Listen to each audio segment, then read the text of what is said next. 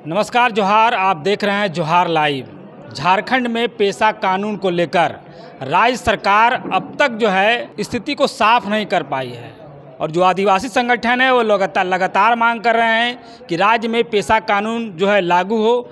लेकिन जो भी अनुसूचित क्षेत्र हैं वहाँ पर पेशा कानून को लेकर के आदिवासी समुदाय लगातार आंदोलन करते रहे हैं। लेकिन अब तक झारखंड के 25 साल होने जा रहे हैं और अब तक जो है झारखंड में पेशा कानून लागू नहीं हो पाया है।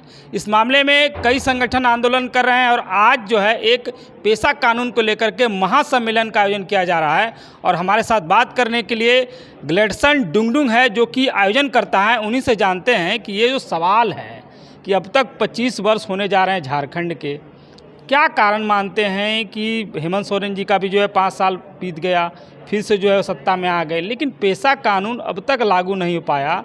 सबसे पहले कार्यक्रम की क्या जानकारी है उसके बारे में, ये सवाल जो है इसके बारे में क्या कहेंगे? आपको जोहार, आपके दर्शकों को भी जोहार।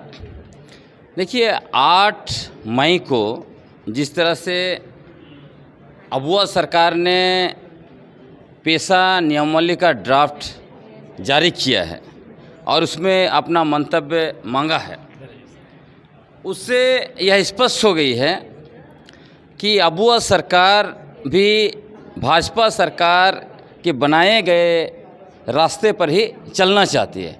कुल मिलाकर पेशा नियमावली लागू करने के नाम पर झारखंड पंचायत राज अधिनियम 2001 को ही हमारे ऊपर ये थोपना चाहते हैं। इसीलिए हम लोग यह सम्मेलन कर रहे हैं और यहाँ पर हम लोग यह भी देख रहे हैं कि कई बुद्धिजीवी अलग अलग तरीके से अपना तर्क प्रस्तुत कर रहे हैं। इससे ऐसा समझ में आता है और साथ साथ नेता भी, आदिवासी नेता भी अलग अलग तरीके से बातें रख रहे हैं। बहुत सारे लोग अपना मुंह नहीं खोल रहे हैं। इससे स्पष्ट दिखाई पड़ रहा है कि लोगों में बेसिक समझ ही नहीं है। बेसिक समझ क्या है या बेसिक लाइन क्या है? बेसिक लाइन यह है कि हमारे पुरखों की पारंपरिक स्वशासन व्यवस्था, जिसको पेशा कानून संवैधानिक रूप से वैलिडेट करता है, वो हमारा है। और ये जो झारखंड पंचायत राज अधिनियम है वो गांधी जी का है। गांधी जी ने ही ग्राम स्वराज का सपना देखा, जिसको वो पंचायत राज व्यवस्था के द्वारा लागू करना चाहते थे। तो जब पंचायत व्यवस्था हमारा नहीं है तो उसको आप हमारे ऊपर क्यों थोपना चाहते हैं? इस बात को ब्रिटिश भी थोपा जा रहा है। बिल्कुल, ब्रिटिश हुकूमत भी समझे। जब ब्रिटिश हुकूमत यहाँ पे आए तब हमारे पूर्वजों ने क्या कहा? ये इलाके हमारे हैं, यहाँ पर तुम्हारा शासन नहीं चलेगा। ब्रिटिश हुकूमत को जब समझ में आया तो उन्होंने हमारे लिए कानून बनाए। 1874 में शेड्यूल डिस्ट्रिक्ट एक्ट, उसके बाद 1899 में गवर्नमेंट ऑफ इंडिया एक्ट देखिए, 1919 का गवर्नमेंट ऑफ इंडिया एक्ट देखिए, 1935 का गवर्नमेंट ऑफ इंडिया एक्ट देखिए। सब में हमारे इलाके के लिए अलग शासन व्यवस्था बनाया। और जब भारत का संविधान बना तो उसी के आधार पे 5वीं और 6वीं अनुसूची बनी। जब पंचायत व्यवस्था भी लगाया गया, 73rd अमेंडमेंट लाया गया संविधान में 1992 में, तब भी उसमें ये रखा गया अनुच्छेद 243 M1 और M4B, क्या कहा कि अनुसूचित क्षेत्रों में ये पंचायत व्यवस्था से संबंधित कानून बनाने का अधिकार राज्य सरकार को नहीं होगा, विधान को नहीं होगा। इनको है कानून बनाने का अधिकार सिर्फ और सिर्फ संसद को है। उसके बावजूद ये सब कुछ जानते हुए 2001 में पंचायत कानून राज्य सरकार ने बनाया, कानून संविधान का अवहेलना करते हुए, और आज उसी को अबुआ सरकार हमारे ऊपर थोपना चाहती है, उसको जारी करके रखना चाहती है। इसीलिए हम लोग जो है कि विरोध कर रहे हैं। ये नहीं चलेगा। पारंपरिक स्वशासन व्यवस्था हमारा है, पंचायत व्यवस्था जो है वो गैर आदिवासियों का है। आप गैर आदिवासी व्यवस्था हमारे ऊपर नहीं थोप सकते, ऐसा नहीं चल सकता है। ये जो परंपरा जिसके बारे में आप बात कर रहे हैं, तो 1996 में ये कानून बना और झारखंड बना 2000 में। 25 साल बीत गए, सरकार आई गई, बीजेपी में भी आदिवासी मुख्यमंत्री रहे। तो क्या मानते हैं कि जो आदिवासी ट्राइबल नेता हैं वो इस मुद्दे को समझ नहीं रहे हैं या फिर जनता जो है वो दिग्भ्रमित है? इसमें कुल मिलाकर जैसे आपने कहा झारखंड का 25 साल होने जा रहा है, आज तक पेशा कानून लागू नहीं हुआ। इसके लिए पूर्ण रूप से हम लोग जिम्मेवार मानते हैं उन सारे आदिवासी नेताओं को जो विगत 24 वर्षों से झारखंड में मुख्यमंत्री रहे, मंत्री रहे या विधायक रहे, उसके अलावा MP रहे, MLA रहे, मतलब MP भी रहे, या और भी बड़े मंत्री बने केंद्र सरकार में, ये सारे आदिवासी नेता ही जिम्मेवार हैं। यही लोगों की वजह से हमारे पारंपरिक स्वशासन व्यवस्था के ऊपर में पंचायत राज व्यवस्था थोपा जा रहा है। ये जो सवाल जो उठ रहा है, जो आप डायरेक्ट आरोप लगा रहे हैं आदिवासी नेताओं पर, अभी भी अबुआ सरकार है, हेमंत सोरेन जी मुख्यमंत्री हैं, 5 साल बीत गया, ये इनका 6ठा साल चल रहा है, तो क्या लग रहा है कहाँ दिक्कत आ रही है? राज्य सरकार कहाँ पर फंस रही है जो कि इस कानून को लागू करने में संकोच कर रही है? देखिए, जस्ट 3-4 दिन पहले का बात देखिए, 7 तारीख को कैबिनेट की मीटिंग हुई। कैबिनेट ने क्या पारित किया? बालू माइनिंग को लेकर नियमावली बना दिया और ये कह रहे हैं कि झारखंड के जो बालू घाट है उनमें से हम लोग 200 करोड़ रुपया राजस्व इकट्ठा करना चाहते हैं। उसके लिए तो इनको तुरंत नियमावली बनाने में कोई दिक्कत नहीं हुई।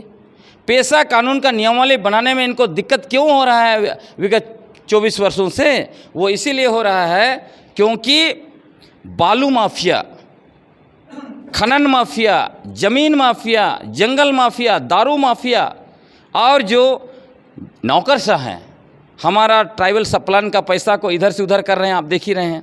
उसी तरह डिस्ट्रिक्ट मिनरल फाउंडेशन ट्रस्ट का पैसा हमारा है, उसको भी बंदरबांट कर रहे हैं। तो ये लोग नहीं चाहते हैं कि पेशा कानून लागू हो जाए, क्योंकि पेशा कानून लागू हो जाएगा तो इनका जो है कि सारा लूट मार बंद हो जाएगा। तो कौन चाहता है कि अपना लूट खत्म? आपको मैं एक उदाहरण देता हूँ, एक साधारण सा समझने के लिए। खूंटी उदाहरण ले लीजिए। खूंटी में झारखंड मुक्ति मोर्चा, इसी का अपना संविधान है कि एक व्यक्ति 2 बार से ज़्यादा जिलाध्यक्ष नहीं बन सकता है। तीसरा बार एक व्यक्ति को जिलाध्यक्ष बना के रख दिया। मैडम कल्पना सोरेन ने वादा किया था चुनाव से पहले कि जैसे चुनाव हो जाएगा ख़त्म, उसके बाद हम बदल देंगे। अभी वहाँ के आदिवासी विरोध कर रहे हैं।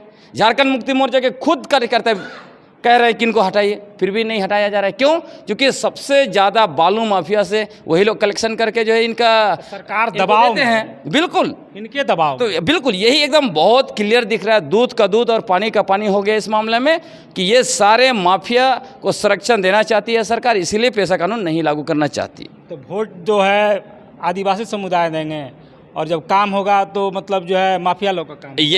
यही आदिवासियों को समझना पड़ेगा। हमारे लोग राजनीति नहीं समझते हैं, इसीलिए सरकार ने टेस्ट किया। इंडिया गठबंधन की दोनों घटक दलें, दोनों ने टेस्ट किया। विगत 3-4 महीने से जिस तरह से पेशा को लेकर आंदोलन चल रहा था, इसके बाद इन्होंने टेस्ट किया। झारखंड मुक्ति मोर्चा ने अपना जो है कि सम्मेलन किया, देखा कि कितने आदिवासी हैं, आते हैं। जिनको नहीं बुलाया गया था वो भी जो है कि वहाँ पे घुसे चले जा रहे हैं। इधर कांग्रेस पार्टी ने संविधान बचाओ रैली किया, वहाँ भी आदिवासी लोग भरे पड़ रहे हैं। और यहाँ आप देखिए, तो इसे इन लोगों को समझ, अपने मुद्दे को लेकर के आदिवासी समुदाय गंभीर नहीं, ये इंडिया गठबंधन की सरकार को समझ में आ गई है। झारखंड मुक्ति मोर्चा, कांग्रेस और बीजेपी, इस सारे राजनीतिक दलों को यह समझ में आ गया है कि आदिवासी लोग धर्मों के गुलाम हो चुके हैं, राजनीतिक पार्टियों के गुलाम हो चुके हैं। जो भी कर लेंगे, इनका ज़मीन छीन लो, इनका कानून के खिलाफ चले जाओ, इनका सब कुछ लूट लो, तब भी ये लोग जो है कि हमें ही वोट देंगे। इसीलिए जो है कि ये हालत है। आज जो कार्यक्रम आप बनाए हैं पेशा महासम्मेलन, क्या है, इसमें कितने लोग जुटेंगे और क्या कार्यक्रम है? अभी आएंगे, काफ़ी लोग आ रहे हैं। अभी हम लोग जो है कि चर्चा करेंगे कितने लोग जो है कि चाहते हैं कि अपना पारंपरिक स्वशासन व्यवस्था बचा रहे और कितने लोग चाहते हैं कि हमारे ऊपर गैर आदिवासियों का पंचायत व्यवस्था थोपा जाए, उसको स्वीकार किया जाए। तो अब तो बहुत क्लियर हो जा रहा है, दिशा बिल्कुल क्लियर हो जाएगा। हमारा जो लक्ष्य है अपना पारंपरिक स्वशासन व्यवस्था को बचाने का, क्योंकि हमारे लोग विगत 260 वर्षों से इसको बचाने के लिए लड़ रहे हैं। और अंग्रेज़ों को अगर चुनौती दिया गया था तो यही पारंपरिक स्वशासन व्यवस्था के बदौलत दिया गया था। इसीलिए हम लोग की लड़ाई लंबी है, कठिन है, लेकिन हम लोग इस लड़ाई को लड़ेंगे। यह हैं लेखक और आदिवासी क्षेत्रीय सुरक्षा परिषद के अध्यक्ष ग्लेडसन डुंगडुंग, जो अपनी बातों को रख रहे थे। इनका साफ तौर पे कहना है कि जो मुद्दे हैं आदिवासियों को, वो सरकार जो हल नहीं कर पा रही है।